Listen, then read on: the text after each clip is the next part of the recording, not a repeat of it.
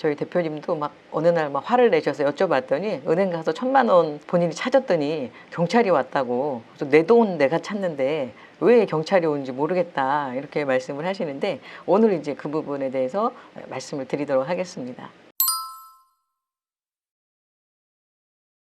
우리 실제 지금 경제활동 하는 거 보면 현금을 거의 안 쓰시죠. 그런데 뭔가 현금이 오갔다? 이 자체를 과세 당국에서는 좋게 보지 않습니다. 그래서 현금이 오가는 것은 뭔가 좀 불법 자금? 뭐 이런 부분에 대해서 생각을 할 수 있기 때문에 벌써 수년 전부터 이 현금에 대해서 인출을 하거나, 인출뿐만이 아닙니다. 입금할 때도 마찬가지입니다. 입출금을 할 때 고액, 지금은 그 고액이 너무 낮아져서 1,000만 원입니다. 1,000만 원 이상 동일 금융기관에서 입금을 하거나 출금을 하면요, 이것은 자동 보고 대상입니다. 혹시라도 이렇게 현금이 어떤 자금 세탁이나 이런 데 활용되지 않는지, 이런 부분들을 조사하기 위해서 금융정보위원회에서 보고를 받고 있고요. 모든 금융권에서 은행뿐만이 아니라 모든 대부업체까지, 심지어는 전자은행 모든 금융권에서는 의무적으로 자동 보고를 하게 돼 있고요. 또 하나는 자동 보고의 대상은 아니지만, 1,000만 원은 아니지만 500만 원씩 계속 매일 이렇게 한다. 어떤 대표님들 그런 말씀 하시거든요. 이런 것은 또 의심거래라고 해서, 뭔가 의심스럽다고 해서 주관적으로 은행 담당자가 위원회에 이 부분에 대해서 보고를 또 하게 돼 있습니다. 일단은 현금을 제가 1,000만 원을 인출을 했어요. 은행에서는 자동 보고 대상이죠. 1,000만 원이니까. 그러면 금융위원회에 보고를 합니다. 보고를 한다 그래서 당장 조사가 나오는 건 아니고요. 자, 이게 이제 쌓이게 되겠죠. 이런 거래들이 정보가 누적이 되고, 이게 계속 이러네? 그러면 금융위원회 자체에서 국세청이라든지 이런 곳에 통보를 할 수가 있어요. 이 사람이 좀 거래가 의심스럽다, 이런 의심 거래가 많다, 이렇게 할 수도 있고요. 반대로 국세청에서 뭔가 조사를 해야 된다. 그러면 이 사람의 어떤 통장 내용을 일일이 다 보기가 어렵잖아요. 그럴 때는 그냥 금융위원회 얘기를 하면 본인의 동의를 받아서 수년간에 있는 모든 거래를 단번에 볼 수가 있습니다. 계속 의심 거래가 된다면 이 사람은 또 국세청의 조사 대상으로 또 선정이 될 수가 있고요. 당연히 모든 금융권이고요. 시중은행뿐만 아니라 카카오뱅크는 물론이고, 이런 우리가 아는 왜 대부업체들 있잖아요. 이런 데도 마찬가지입니다. 이런 고액 현금 거래는 다 보고 대상이에요. 그런 잘못된 얘기들이 있었어요. 하루에 999만 원까지는 되지 않겠냐, 자동 보고가 안 되니까. 그래서 어떤 대표님이 매일 900만 원씩 현금으로 찾아서 금고에다 넣어놓겠다, 이런 말씀 하시는데, 이건 더 위험해요. 이것은 자동 보고가 아니라 의심 거래라고 해서 은행 직원이 보니까 이제 이상한 거예요. 저 사람 왜 저걸 왜 계속 찾아가지? 그러면 의심 거래라고 해서 보고를 할 수 있어요. 이건 자동은 아니지만 은행 그 담당자의 주관적인 판단이고요. 이 의심 거래가 있었음에도 불구하고 보고를 안 한다. 그러면 그 직원이 추후에 크게 문제가 발생할 수 있기 때문에 아주 철저하게 보고를 하고 있습니다.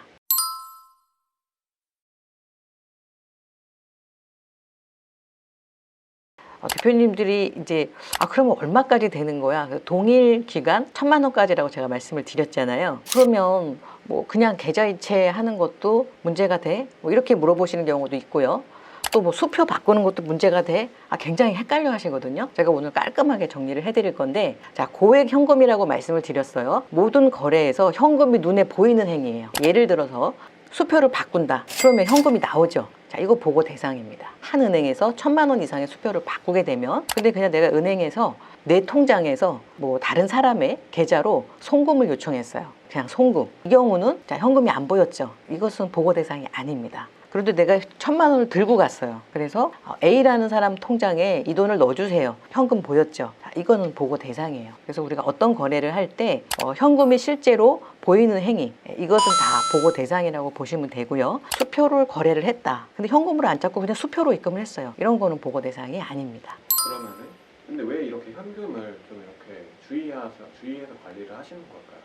요새 같은 때 신용거래지 현금은 거래하지 않잖아요. 근데 현금으로 거래했다는 것은 뭔가 이 자금 세탁에 좀 의심이 있다고 보고요. 정상적이지 않은 거래에 쓰지 않았을까 하는 이제 의심을 하게 되죠. 그리고 특히 자산가들은 뭔가 이 자녀들에게 자산을 주기 위해서 현금을 찾지 않았을까, 이런 의심을 받을 수밖에 없겠죠. 그럼 대표님, 이런 걸 만약에 좀 달러로 인출하게 되면 어떨까요? 달러로 인출해도 똑같습니다. 달러도 현금이기 때문에 달러도 이제 1만 달러가 넘으면 국세청에 통보가 되고요. 경우에 따라서는 여행 경비 1만 달러, 유학생 환전 송금은 누계로 10만 달러. 대신에 이제 이게 유학 자금이라는 건 또 납세자가 입증을 하셔야 됩니다. 또한 해외 출장 등 환전 송금은 누계 10만 달러, 그리고 외화 소지는 1만 달러. 이렇게 해서 뭐 이 이상이 넘으면 자동으로 국세청에 통보가 됩니다. 그래서 현금 거래는 주의하셔야 되고, 하시게 된다 하더라도 이 부분에 대해서 아까 왜 유학인이 뭐 출장 이런 것들 나중에 본인이 소명을 하셔야 되기 때문에 그런 용도다 그러면 그런 소명에 대한 준비도 반드시 하셔야 될 것 같습니다.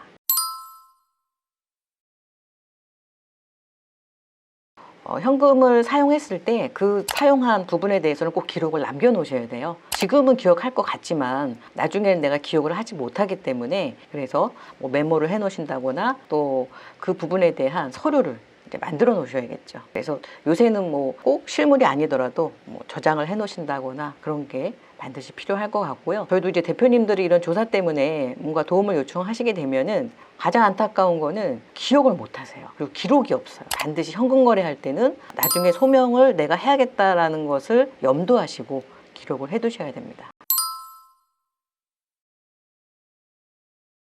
자금 조달 계획서 같은 경우는 내가 돈이 있다는 거를 이제 제출만 하면 되거든요. 그러면 통장에 예를 들면 이제 현금으로 예금으로 증명을 할 수가 있어요. 아니면 내가 얼마를 빌릴 거다 이런 거로 할 수 있는데 3억을 자금 조달을 통장에 있는 잔고로 증명을 했습니다. 그런데 보니까 그 전에 돈이 자주 왔다 갔다 한 이런 기록이 있어요. 이런 경우에는 당연히 이런 증여에 대한 의심을 받을 수밖에 없겠죠. 여기서 끝나는 게 아니에요. 그러면은 뭐 준 사람과 받은 사람 간의 계좌를 조사를 하겠죠. 그런데 그 준 사람이 부모님인데 뭐 기업을 하고 있다. 그럼 또 회사 통장하고 또 이렇게 거래를 또 보겠죠. 이렇게 확산이 되게 되면 단순한 뭐 증여가 아니라 그 운영하시는 회사까지 영향을 미칠 수가 있기 때문에 실제로 이것은 많이 있는 케이스예요. 제가 지난달에도 뭐 똑같은 케이스를 상담을 했는데 작은 현금이 오간 거였는데 이게 확장이 돼서 결국은 그 수십억의 그런 자산까지 다 알게 되고 크게 좀